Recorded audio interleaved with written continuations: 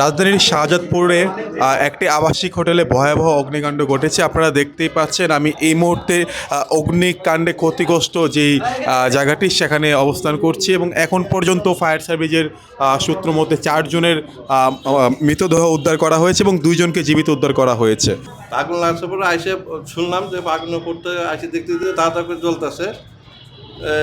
মানে দোতলা থেকে আগুনের সূত্রপাত বলতেছে, দোতলা থেকে আগুনের সূত্রপাতটা সিঁড়ির মধ্যে কোনো লাশ পায় না, এটা ভুয়া কথা। সিঁড়ির মধ্যে থাকতে যাবো কেন? কারণ সিঁড়ি খোলা ছিল। মূলত 6 তলার একটি ভবনের দোতলা থেকে আগুনের সূত্রপাত ঘটে। এই যে জায়গাটি, এই জায়গাটি থেকে আসলে আগুনের সূত্রপাত ঘটে এবং 4 জনের মৃতদেহ ফায়ার সার্ভিস এসে উদ্ধার করে।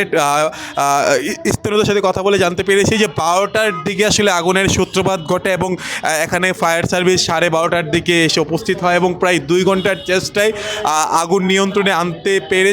কিন্তু সর্বশেষ তথ্য অনুযায়ী আমরা যেটা জানতে পেরেছি যে প্রায় 4 জনের মতো মানুষ নিহত হয়েছে এবং 2 জনকে জীবিত উদ্ধার করা হয়েছে। এটি একটি আবাসিক হোটেল ছিল এখানে এবং দোতলা থেকে আসলে আগুনের সূত্রপাত ঘটে।